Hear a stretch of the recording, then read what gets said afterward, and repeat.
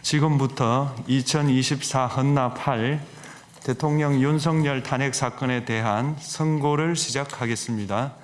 먼저 적법 요건에 관하여 살펴보겠습니다. 이 사건 계엄 선포가 사법심사의 대상이 되는지에 관하여 보겠습니다. 고위공직자의 헌법 및 법률 위반으로부터 헌법 질서를 수호하고자 하는 탄핵 심판의 취지를 고려하면 이 사건 계엄 선포가 고도의 정치적 결단을 요하는 행위라 하더라도 그 헌법 및 법률 위반 여부를 심사할 수 있습니다. 국회 법사의 조사 없이 이 사건 탄핵 소추안을 의결한 점에 대하여 보겠습니다. 헌법은 국회의 소추 절차를 입법에 맡기고 있고 국회법은 법사위 조사 여부를 국회의 재량으로 규정하고 있습니다. 따라서 법사위의 조사가 없었다고 하여 탄핵 소추 의결이 부적법하다고 볼 수 없습니다. 이 사건 탄핵 소추안의 의결이 일사부재의 원칙에 위반되는지 여부에 대해서 보겠습니다. 국회법은 부결된 안건을 같은 회기 중에 다시 발의할 수 없도록 규정하고 있습니다. 피청구인에 대한 1차 탄핵 소추안이 제418회 정기회 회기에 투표 불성립되었지만 이 사건 탄핵 소추안은 제419회 임시회 회기 중에 발의되었으므로 일사부재의 원칙에 위반되지 않습니다. 한편 이에 대해서는 다른 회기에도 탄핵 소추안의 발의 횟수를 제한하는 입법이 필요하다는 재판관 정형식의 보충 의견이 있습니다. 이 사건 계엄이 단시간 안에 해제되었고 이로 인한 피해가 발생하지 않았으므로 보호 이익이 헌결되었는지 여부에 대해서 보겠습니다.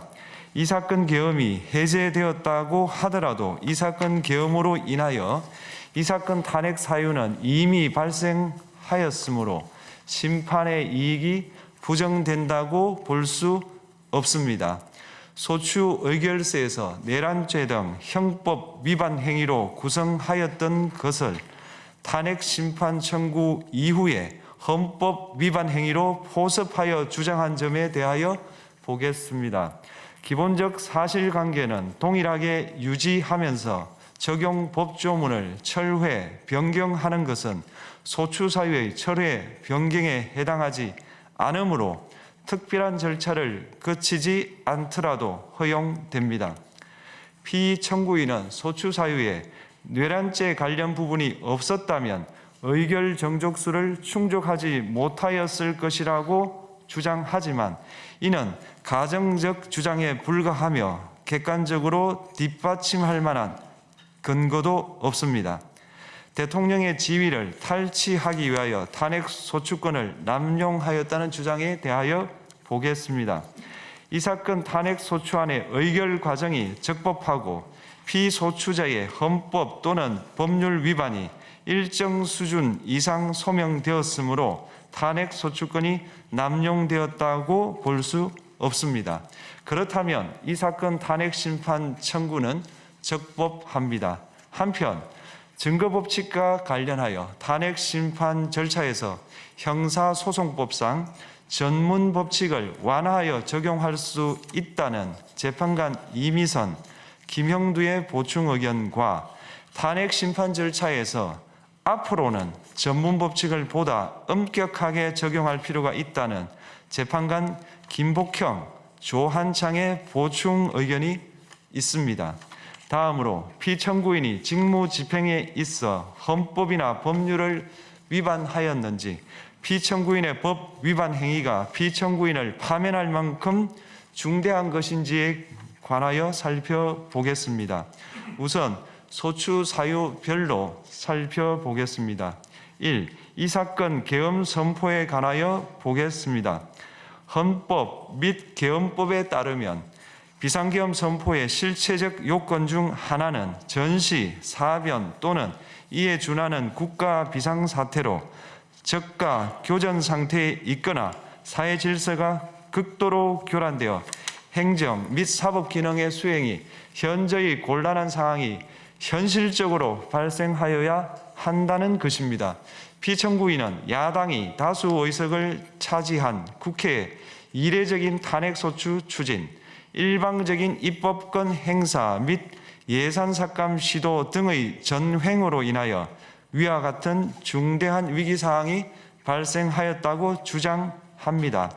피청구인의 취임 후 이 사건 계엄 선포 전까지 국회는 행안부 장관, 검사, 방통위위원장, 감사원장 등에 대하여 총 22건의 탄핵소추안을 발의하였습니다.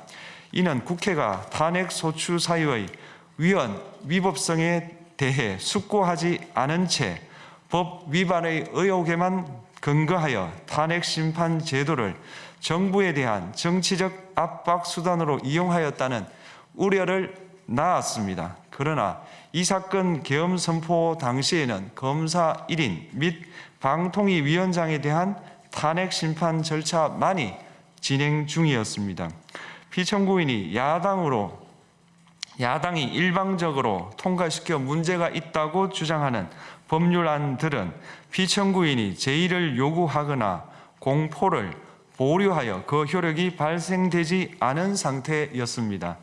2025년도 예산안은 2024년 예산을 집행하고 있었던 이 사건 계엄 선포 당시 상황에 어떠한 영향을 미칠 수 없고 위 예산안에 대하여 국회 예결특위의 의결이 있었을 뿐 본회의의 의결이 있었던 것도 아닙니다. 따라서 국회의 탄핵소추, 입법, 예산안 심의 등의 권한 행사가 이 사건 계엄 선포 당시 중대한 위기 상황을 현실적으로 발생시켰다고 볼 수 없습니다. 국회의 권한 행사가 위법, 부당하더라도 헌법재판소의 탄핵 심판, 피청구인의 법률안 제의 요구 등 평상시 권력 행사 방법으로 대처할 수 있으므로 국가 긴급권의 행사를 정당화할 수 없습니다. 피청구인은 부정선거 의혹을 해소하기 위하여 이 사건 계엄을 선포하였다고도 주장합니다. 그러나 어떠한 의혹이 있다는 것만으로 중대한 위기 상황이 현실적으로 발생하였다고 볼 수는 없습니다. 또한 중앙선관위는 제22대 국회의원 선거 전에 보안 취약점에 대하여 대부분 조치하였다고 발표하였으며 사전, 우편, 투표함, 보관장소, CCTV 영상을 24시간 공개하고 개표 과정에 수검표 제도를 도입하는 등의 대책을 마련하였다는 점에서도 피청구인의 주장은 타당하다고 볼 수 없습니다. 결국 피청구인이 주장하는 사정을 모두 고려하더라도 피청구인의 판단을 객관적으로 정당화할 수 있을 정도의 위기 상황이 이 사건 계엄 선포 당시 존재하였다고 볼 수 없습니다. 헌법과 계엄법은 비상계엄 선포의 실체적 요건으로 병력으로서 군사상의 필요에 응하거나 공공의 안녕 질서를 유지할 필요와 목적이 있을 것을 요구하고 있습니다. 그런데 피청구인이 주장하는 국회의 권한 행사로 인한 국정마비 상태나 부정선거 의혹은 정치적, 제도적, 사법적 수단을 통하여 해결하여야 할 문제이지 병력을 동원하여 해결할 수 있는 것이 아닙니다. 피청구인은 이 사건 계엄이 야당의 전횡과 국정위기 상황을 국민에게 알리기 위한 경고성 계엄 또는 호소형 계엄이라고 주장하지만 이는 계엄법이 정한 계엄 선포의 목적이 아닙니다. 또한 피청구인은 계엄 선포에 그치지 아니하고 군경을 동원하여 국회의 권한 행사를 방해하는 등의 헌법 및 법률 위반 행위로 나아갔으므로 경고성 또는 호소형 계엄이라는 피청구인의 주장을 받아들일 수 없습니다. 그렇다면 이 사건 계엄 선포는 비상계엄 선포의 실체적 요건을 위반한 것입니다. 다음으로 이 사건 계엄 선포가 절차적 요건을 준수하였는지에 관하여 보겠습니다. 계엄 선포 및 계엄 사령관 임명은 국무회의의 심의를 거쳐야 합니다. 피청구인이 이 사건 계엄을 선포하기 직전에 국무총리 및 9명의 국무위원에게 계엄 선포의 취지를 간략히 설명한 사실은 인정됩니다. 그러나 피청구인은 계엄사령관 등 이 사건 계엄의 구체적인 내용을 설명하지 않았고 다른 구성원들에게 의견을 진술할 기회를 부여하지 않은 점을 고려하면 이 사건 계엄 선포에 관한 심의가 이루어졌다고 보기도 어렵습니다. 그 외에도 피청구인은 국무총리와 관계 국무위원이 비상계엄 선포문에 부서하지 않았음에도 이 사건 계엄을 선포하였고 그 시행 일시, 시행 지역 및 계엄사령관을 공고하지 않았으며 지체 없이 국회에 통고하지도 않았으므로 헌법 및 계엄법이 정한 비상계엄 선포의 절차적 요건을 위반하였습니다. 2. 국회에 대한 군경 투입에 관하여 보겠습니다. 피청구인은 국방부 장관에게 국회에 군대를 투입할 것을 지시하였습니다. 이에 군인들은 헬기 등을 이용하여 국회 경내로 진입하였고 일부는 유리창을 깨고 본관 내부로 들어가기도 하였습니다. 피청구인은 육군 특수전 사령관 등에게 의결 정족수가 채워지지 않은 것 같으니 문을 부수고 들어가서 안에 있는 인원들을 끄집어내라는 등의 지시를 하였습니다. 또한 피청구인은 경찰청장에게 계엄사령관을 통하여 이 사건 포고령의 내용을 알려주고 직접 6차례 전화를 하기도 하였습니다. 이에 경찰청장은 국회 출입을 전면 차단하도록 하였습니다. 이로 인하여 국회로 모이고 있던 국회의원들 중 일부는 담장을 넘어가야 했거나 아예 들어가지 못하였습니다.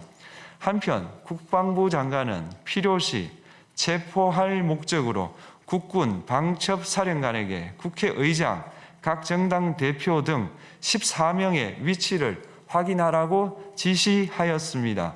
피청구인은 국가정보원 1차장에게 전화하여 국군 방첩사령부를 지원하라고 하였고 국군 방첩사령관은 국가정보원 1차장에게 위 사람들에 대한 위치 확인을 요청하였습니다. 이와 같이 피청구인은 군경을 투입하여 국회의원의 국회 출입을 통제하는 한편 이들을 끌어내라고 지시함으로써 국회의 권한 행사를 방해하였으므로 국회에 계엄 해제 요구권을 부여한 헌법 조항을 위반하였고 국회의원의 심의 표결권, 불체포 특권을 침해하였습니다. 또한 각 정당의 대표 등에 대한 위치 확인 시도에 관여함으로써 정당 활동의 자유를 침해하였습니다.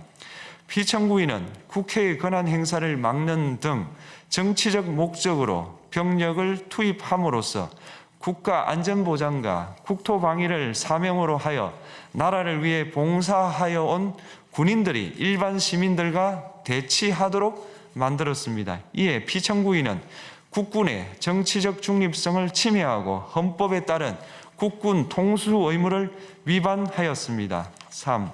이 사건 포고령 발령에 관하여 보겠습니다. 피청구인은 이 사건 포고령을 통하여 국회, 지방의회, 정당의 활동을 금지함으로써 국회에 계엄 해제 요구권을 부여한 헌법조항, 정당 제도를 규정한 헌법조항, 대의민주주의 권력분리 원칙을 위반하였습니다. 비상계엄 하에서 기본권을 제한하기 위한 요건을 정한 헌법 및 계엄법 조항, 영장주의를 위반하여 국민의 정치적 기본권, 단체 행동권, 직업의 자유를 침해하였습니다. 4. 중앙선관위에 대한 압수수색에 관하여 보겠습니다. 피청구인은 국방부 장관에게 병력을 동원하여 선관위의 전산 시스템을 점검하라고 지시하였습니다. 이에 따라 중앙선관위 청사에 투입된 병력은 출입 통제를 하면서 당직자들의 휴대전화를 압수하고 전산 시스템을 촬영하였습니다. 이는 선관위에 대하여 영장 없이 압수수색을 하도록 하여 영장주의를 위반한 것이자 선관위의 독립성을 침해한 것입니다. 5. 법조인에 대한 위치 확인 시도에 관하여 보겠습니다.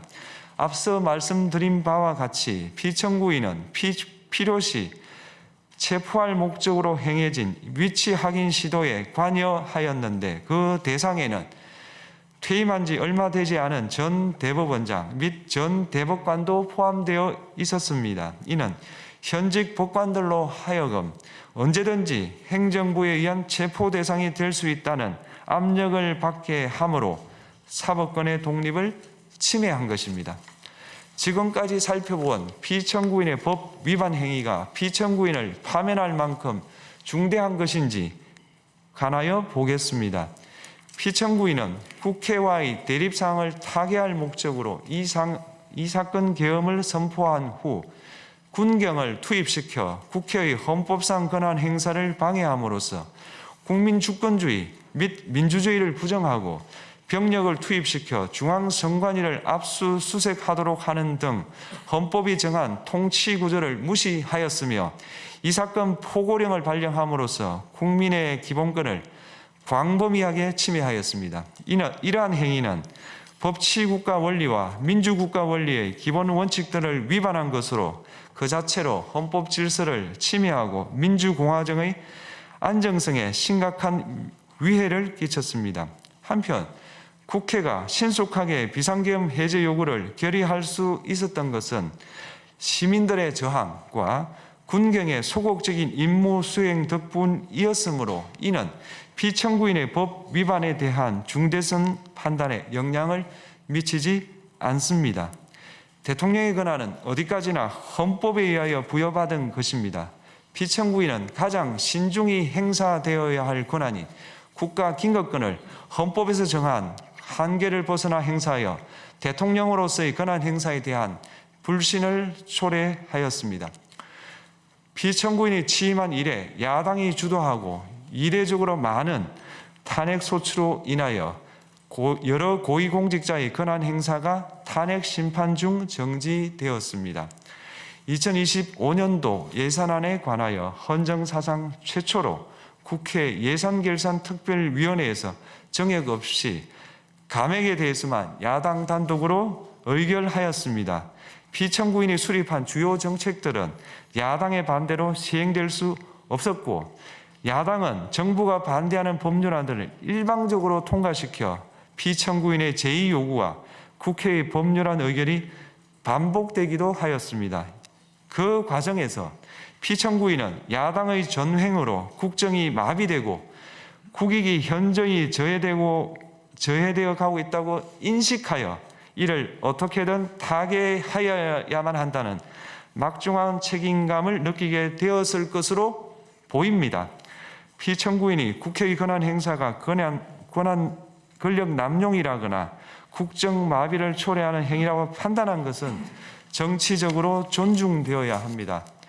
그러나 피청구인과 국회 사이에 발생한 대립은 일방의 책임에 속한다고 보기 어렵고 이는 민주주의 원리에 따라 해소되어야 할 정치의 문제입니다. 이에 관한 정치적 견해의 표명이나 공적 의사결정은 헌법상 보장되는 민주주의와 조화될 수 있는 범위에서 이루어져야 합니다. 국회는 소수 의견을 존중하고 정부와의 관계에서 관용 그리고 자제를 전제로 대화와 타협을 통하여 결론을 도출하도록 노력하였어야 합니다. 피청구인 역시 국회의 대표인 국회를 협치의 대상으로 존중하였어야 합니다. 그럼에도 불구하고 피청구인은 국회를 배제의 대상으로 삼았는데 이는 민주정치의 전제를 허무는 것으로 민주주의와 조화된다고 보기 어렵습니다. 피청구인은 국회의 권한 행사가 다수의 횡포라고 판단했다 하더라도 헌법이 예정한 자구책을 통해 견제와 균형이 실현될 수 있도록 하였어야 합니다. 피청구인은 취임한 때로부터 약 2년 후에 치러진 국회의원 선거에서 피청구인이 국정을 주도하도록 국민을 설득할 기회가 있었습니다. 그 결과가 피청구인의 의도에 부합하지 않더라도 야당을 지지한 국민의 의사를 배제하려는 시도를 하여서는 안 되었습니다. 그럼에도 불구하고 피청구인은 헌법과 법률을 위반하여 이 사건 계엄을 선포함으로써 국가 긴급권 남용의 역사를 재현하여 국민을 충격에 빠뜨리고 사회, 경제, 정치, 외교 전 분야의 혼란을 야기하였습니다. 국민 모두의 대통령으로서 자신을 지지하는 국민을 초월하여 사회 공동체를 통합시켜야 할 책무를 위반하였습니다. 군경을 동원하여 국회 등 헌법기관의 권한을 훼손하고 국민의 기본적 인권을 침해함으로써 헌법소의 책무를 저버리고 민주공화국의 주권자인 대한국민의 신임을 중대하게 배반하였습니다. 결국 피청구인의 위법 행위는 국민의 신임을 배반한 것으로 헌법소의 관점에서 용납될 수 없는 중대한 법 위반 행위에 해당합니다. 피청구인의 법 위반 행위가 헌법 질서에 미친 부정적 영향과 파급 효과가 중대하므로 피청구인을 파면함으로써 얻는 헌법소의 이익이 대통령 파면에 따르는 국가적 손실을 압도할 정도로 크다고 인정됩니다. 이에 재판관 전원의 일치된 의견으로 주문을 선고합니다. 탄핵 사건이므로 선고 시각을 확인하겠습니다. 지금 시각은 오전 11시 22분입니다. 주문, 피청구인 대통령 윤석열을 파면한다.